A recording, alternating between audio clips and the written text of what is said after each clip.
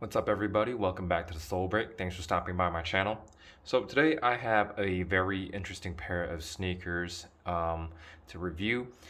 And when I first saw this model online, I thought it was pretty ass, but I still wanted to see a pair in hand. So I managed to pick up a pair a couple days ago, and these arrived in the mail last night. So these are the Nike Dunk High 1985 in the black acid wash colorway. This model actually released alongside another red pair, but I really think that red pair is pretty difficult to pull off, but this would be the more ordinary colorway, and I really wanted to see this pair in hand. Like I said, I thought these were ass when I first saw them online, but when I first pulled these out of the box, and especially when I first pulled the box out, I was really surprised because the quality and the looks of the shoe, the entire packaging is just like phenomenal. It's really cool, very nicely built, and overall it's a very interesting shoe. So let's dive right into the sneaker. And before that, I have a very important note about the sizing tip. So if you're one of those people who just like, cut off the video just now, I highly recommend you stick around for the sizing tip because this shoe is tricky in terms of sizing. But anyways, let's talk about the materials. Now, as you can see, the overall look of the shoe has this very vintage and aged vibe to it. So this model has a side panel that looks that has like a very aged looking leather here on the side, and the leather itself is quite glossy. I'm not really sure if I'm a huge fan of that, but still the leather quality on this is really nice. It's very plush and smooth to the touch. As you can see, it's got a lot of give, and I believe that Nike put some extra like attention to this model because it is an SP, and presumably SP stands for special project. So I think that's what Nike was intending to do, just kind of putting some extra attention, special attention to all the materials used in this pair. But anyways, that on top of that aged leather, you got a nice black leather swoosh on here. It's got a very tumbled texture to it, and as you can see, the swoosh itself is a very thick cut piece of leather, and so you can really I think like all the materials on this piece are actual leather. So I think I'm pretty safe saying that because I'll show you the sides and the cuts on these. But anyways, moving towards the front of the shoe, you've got this this acid wash effect on the toe cap area here. So it's a predominantly white type of material here, and then you got some hints of black. It almost reminds me of like the patterns that you see on the cow maybe. It's definitely got some like tie-dye effect to it as well. But once again, this material is this thickly cut leather, nice piece of leather. It's very smooth and plush to touch. And I mean, it is just the material quality is very on point. I mean, I'm very surprised that Nike actually used some pretty decent leather. I think it's different, even better than the leather that we've seen on some recent Jordan 1 pairs, and it's just I don't know, it's just something about this specific pair that the material is just astonishing. Moving on to the toe box, you got once again that nicely aged looking glossy leather for the toe box with some perforated holes across it. Once again, I'm not really sure if I'm a huge fan of the glossy effect on this, but I think it does give off, add to the kind of like the retro or vintage vibe to the entire shoe. And on the center of the shoe, you've got this black cotton laces factory laced onto the shoe, and as you can see, this thing is seriously choked up. So you want to like loosen them up enough once you decide to wear them, because you're gonna have a hard time trying to fit your feet in this model, and I'll get to the sizing tip really soon. Anyways, underneath that you also have that nicely yellowed aged nylon tongue underneath the laces. And then moving towards the top of the tongue, you got that Nike nylon tab, the Nike text logo, and those two swooshes embroidered onto the nylon tag. And as you can see, underneath the red outlined swoosh, you got an orange swoosh underneath that. And I think the text and the swoosh logo itself gives off that kind of vintage or retro vibe. And I really dig this very simple yet, eye-catching detail on this particular pair. I think, Nike really paid attention to the details and the materials once again. And then moving on to the back side of the shoe, you see more of that nicely cut, very thick piece of leather here on the back. As you can see, that cut is just thick. And then you also see that black acid, wash effect here. Once more, I'm not entirely sure what that's supposed to represent, but I think you could safely assume that it's supposed to resemble some sort of tie-dye pattern, because that's the initial impression that I got when I first pulled these out of the box. Now on the collar area, you got this very well cushioned, thickly padded collar here, where you see more of that nicely yellowed, aged, glossy leather here all around the collar area.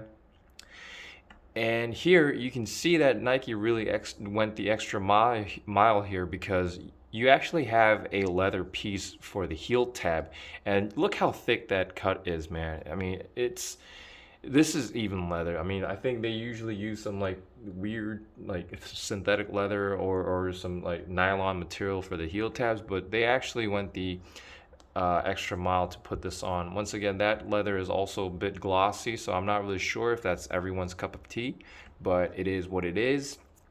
And on the heel counter, you see more of that black acid pattern here. And then on the medial side, it's basically the same deal.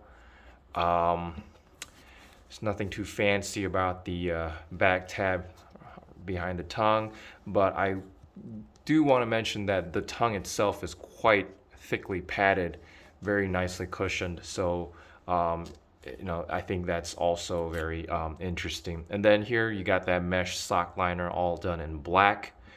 And yeah, and then moving on to the midsole, I think some people might think that the midsole looks really gross, because it looks really kind of overly pre-yellowed, even more yellow than, say, like the outsole that we've seen on the off-white Jordan 5s. But I think they really wanted to kind of create an aged look on this particular model.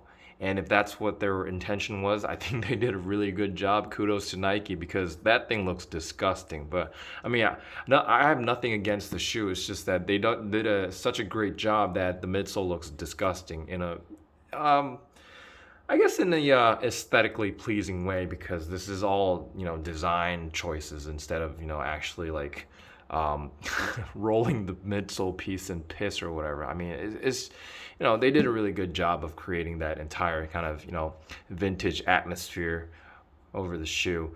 Now, this is where things get interesting. Look at the outsole of the shoe. The outsole of the shoe has that really dark gray effect here, and then you got the typical circular traction pad on the forefoot area, and then on the midfoot you got the Nike branding here. But what I've noticed is that look how thin the entire shape is. I mean, this thing is just crazy, and that translates nicely into our discussion about sizing, because I'm not really sure if Nike engineered this shoe such that it would fit the exact tech specs and the looks of a 1985 original Dunk. But to me, it seems like they did something with the overall shape, because the shoe looks a bit taller than your regular Dunk highs, and this outsole looks like your regular Dunk high outsole went on an extreme diet, because this thing is narrow and thin, and it's just crazy. So I actually tried fitting my foot into the shoe out of pure curiosity, because The shoe looks really, really cool. It's far beyond my expectations. So I decided to, like try these on because I thought maybe I should wear these because they would go really well with some like streetwear and all that. But man, I had a very difficult time trying to fit my foot into this shoe because it's so narrow throughout the entire shoe, and especially in the toe box area there's basically no room and no give. I know that the leather itself is smooth and it's going to break in eventually, but look how narrowly designed the outsole is. Your foot is just going to barely fit along the outlines of this outsole, and I'm not really sure if that's a very comfortable way to wear your shoe. And for those of you who have been wearing, watching my channel for quite some time now, would know that I'm a die-hard, true to size person. I go true to size with all my Jordan 1s, my Dunks, my Yeezys, and all that. But I have to say that you need to go at least a full size up if you want to wear these comfortably, because there's no way that I'm wearing these in the true to size. I mean, my feet just fit barely along the entire border of the shoe, and I do not have wide feet at all. I think I have pretty standard feet, and this is not it. I mean, just going true to size is probably the wrong choice if you are considering this model. Yeah, I mean, it's such a shame because I was so surprised by the looks of this shoe when I pulled them out of the box, and I was so disappointed that I won't be able to wear these because my size actually sold out online, so I'm not really sure if I'm going to be able to pick up a larger size. I mean, my size up sold out completely online. That's what I was trying to say. Anyways, I did want to mention that this pair also comes with an extra set of laces here, and that once again, that I guess you could say some light cream color laces to match the leather that's been used on the side panel, on the collar, all over here, to add to that vintage look. But I honestly think that the black laces go very well with the overall shoe because it adds more character to the shoe. But anyways, sizing, man, just go full size up. And if you have wide feet, and for those of you who have wide feet, you have wide feet, stay away from this. Stay clear from this shoes. Do not wear these. It's just not doing your feet any justice. It's just a very dumb decision. I can't emphasize any further how like narrow this shoe is and how tightly it fits. I mean, once again, I don't have anything against the shoe. I'm actually glad that Nike tried to kind of maintain this shape, kind of like revive the shape as closely to the original version. But in modern standards, I mean, I can't wear this. It's just so tight around the toe area. But anyways, enough with the sizing. I just want to show you guys the box. The packaging on this model is just crazy. Look at the box design. I mean, look at the box design. It is just crazy. It reads retro all over the place, from all the shapes, the Nike balls or whatever, the color choices, the text design. I mean, it's just crazy. It reads like high quality Nike Dunk here, 1985, Beaverton, Oregon, and that vintage looking Nike logo down there. And then on the side, you've got more of that kind of like, block design here.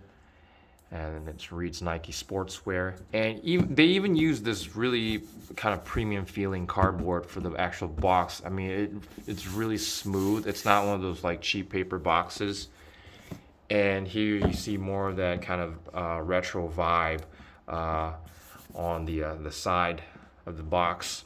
And what's really cool is the inside of the box as well. Let me just pull the lid off here. And as you can see, man, it's got a very nice sunset looking kind of design on the underneath the lid of the box. And that effect is also seen here inside the box as well. And they even have this nice paper, nice wax paper with the Nike logos across this kind of like checkerboard design.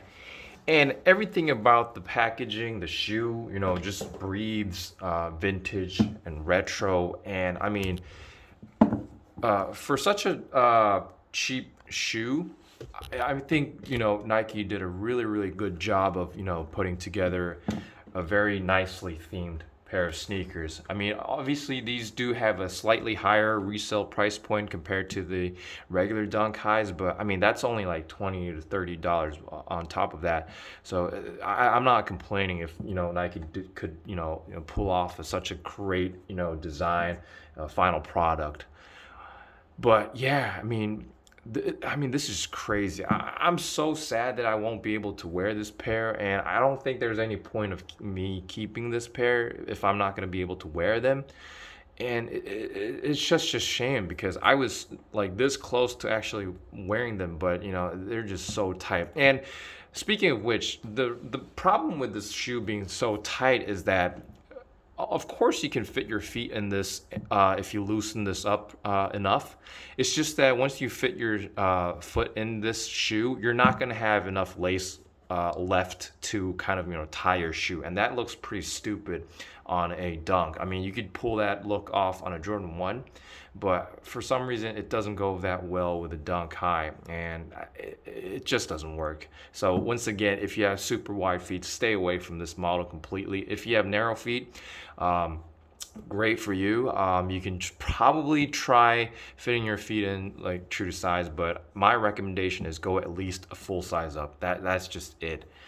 Anyways, I hope you guys enjoyed watching this video, and I mean, I wish I could, you know, show you an on-feet look of this shoe. It's just that I just can't pull it off. But anyways, I have another shoe waiting in my room to be reviewed, so I'll probably be posting that video sometime in the next day or two. So I really hope you guys found this video helpful, and if you found this video enjoyable and helpful, please hit that subscribe button. It really helps my channel grow, and I'll be back with more really soon. Thanks for watching.